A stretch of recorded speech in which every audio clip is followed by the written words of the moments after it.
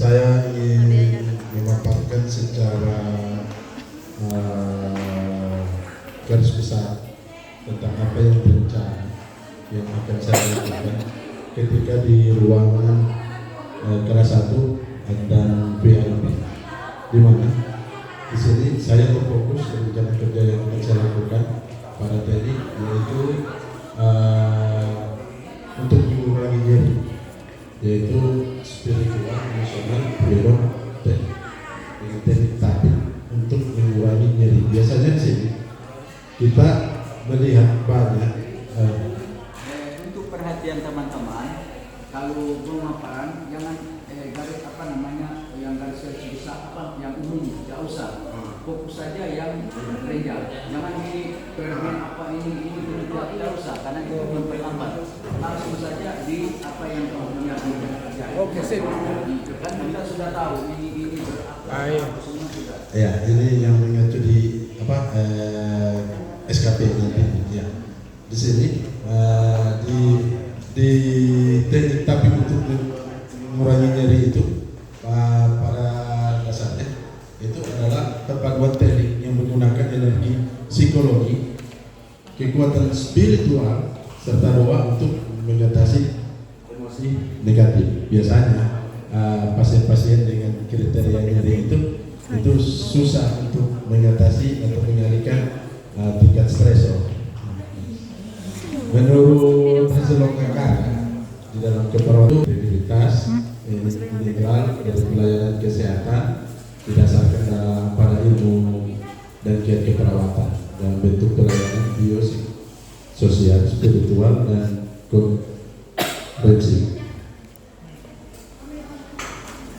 Ya, masuk di peran perawat. Biasanya kami di peran perawat itu agak sedikit lupa ya, Bapak ya. Ini ya yang kita harus lakukan, di mana perawat itu berperan sebagai asuhan keperawatan, atau kan edukator, koordinator, kolaborator, konsultan dan pembaharu. Inilah fungsi peran perawat. Ada 3 fungsi, di mana dia sebagai independen, itu dia mampu bekerja secara mandiri, tidak tergantung pada orang lain, di mana perawat dalam melaksanakan tugasnya dilakukan sesuai dengan keputusannya sendiri, tindakan dalam rangka memenuhi kebutuhan dasar manusia, seperti pemenuhan kebutuhan fisiologi. Di mana kalau fungsi independennya itu perawat harus bisa melaksanakan kegiatan pesan atau instruksi dari perawat lain, sehingga sebagai tindakan pelimpahan tugas yang diberikan. Biasanya kita memberitahukan kepada teman pada waktu sejarah kalau pasien di sebelah itu nyerinya seperti apa. Kalau interdependen itu dalam kelompok tim yang bersifat ketergantungan di antara tim lain. Jadi ada tim di sini yang bagaimana caranya agar supaya kita bisa mengatasi bersama tentang nyeri yang dialami oleh pasien itu sendiri.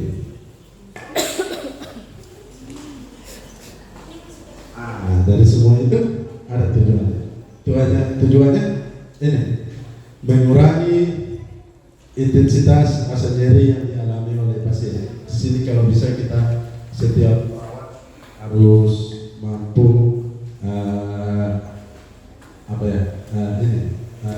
hipnoterapi agar supaya bisa mengalihkan pikiran atas nyeri yang dialami oleh pasien.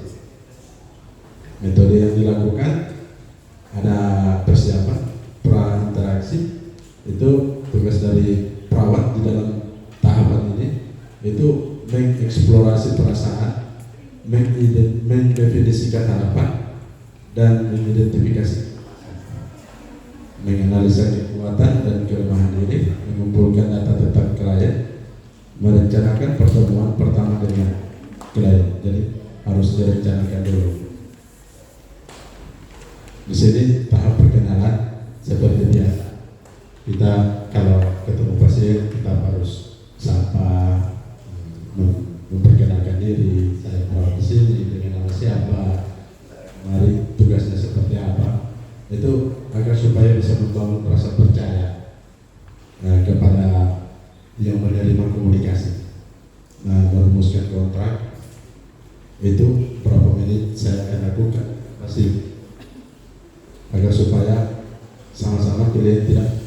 klien bisa menjelaskan, kemudian klarifikasi kembali tentang apa yang sudah disepakati, menggali pikiran dan perasaan serta mengidentifikasi masalah klien. Umumnya dilakukan dengan menggunakan teknik komunikasi dengan cara pertanyaan terbuka, merumuskan tujuan interaksi dengan klien. Di sini di tahap kerja itu biasanya dikenal dengan design up, deturn up, dan tuning dengan detapping. Kalau design up ini biasanya itu memastikan agar aliran energi di tubuh kita itu terarah dengan tepat. Langkah ini juga bisa menetralisir ketika ada nyeri. Biasanya itu berupa pikiran negatif spontan di dalam keyakinan bahwa sadarnya negatif. Detunin itu dilakukan dengan cara merasakan sakit. Jadi biasanya ditanya ke pasien, sakitnya di mana, seperti apa, supaya kita orang bisa tahu dan kita orang bisa alihkan. Jadi cara pengalihan rasa nyeri ini harus kita berikan ke pasien. Kemudian tapi adalah menyentuh kulit dengan dua ujung jari pada titik-titik tertentu. Biasanya kita orang biasanya menggunakan metode relaksasi pada nyeri itu agar supaya dia mulai nampak berkurang nyeri. Ini ada gambar, ada lokasi titik tapping, bisa dilihat. Jadi bersingkatnya, jadi di sini kita sedikit menggunakan teknik fiksasi supaya bisa mengurangi rasa nyeri yang diderita pasien yang ada di ruangan. Apalagi biasanya pasien dengan posko, kemudian kanker, biasanya nyerinya muncul.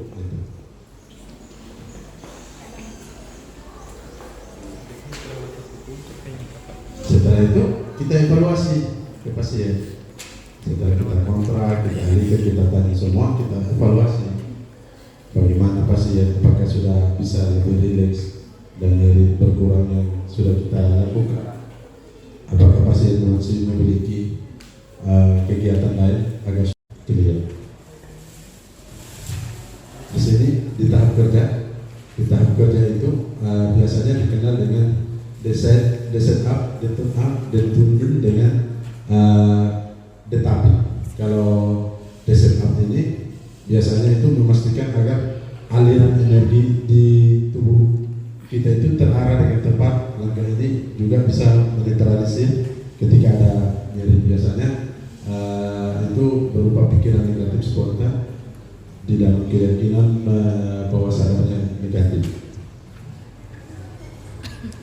Detunin itu dilakukan dengan cara merasakan sakit. Jadi biasanya ditanya ke pasien, sakitnya di mana, seperti apa, supaya kita orang bisa tahu dan kita orang bisa alihkan. Jadi cara pengalihan rasa nyeri ini harus kita berikan ke pasien. Kemudian tapi adalah menyentuh kulit dengan dua ujung jari pada titik-titik tertentu. Biasanya kita biasanya menggunakan metode relaksasi pada nyeri itu agar supaya dia mulai nampak berkurang nyeri. Ini ada gambar, ada lokasi titik tapping, bisa dilihat. Jadi bersingkatnya, jadi di sini kita sedikit menggunakan teknik fiksasi supaya bisa mengurangi rasa nyeri yang diderita pasien yang ada di ruangan. Apalagi biasanya pasien dengan posko, kemudian kanker, biasanya nyerinya muncul.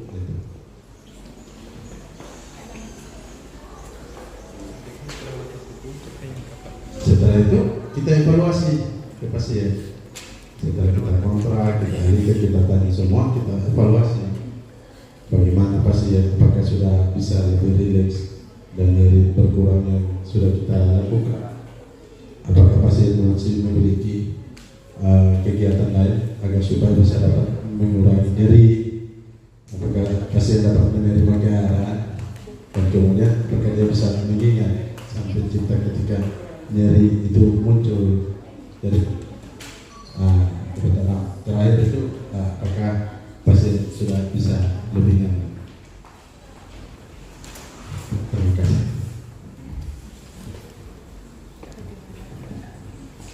Baik, terima kasih atas pemaparan gereja dari saudara Muhammad Bifari. Jadi saya lihat selalu menunjuk teori Zainuddin dan teori refleks. Jadi kita sebagai perawat juga lagi ada asuhan perawatan.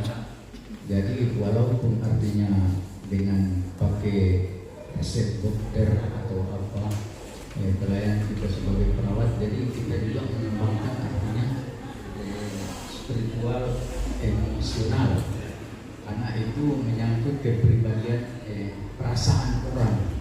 Jadi walaupun saya sakit gigi, tapi kita sapa dengan senyum, mungkin sakit gigi itu agak berkurang sedikit.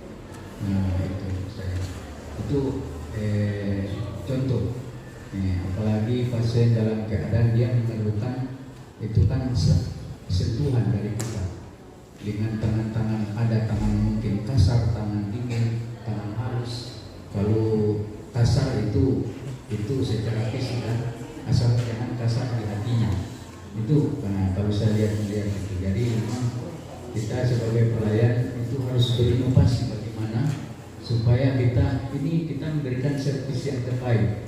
Bagus juga ini. Jadi memang perlu juga spiritual emosional, karena terkadang dari emosi kita tidak terkendali itu menyebabkan juga masalah yang di luar kan dari dalam.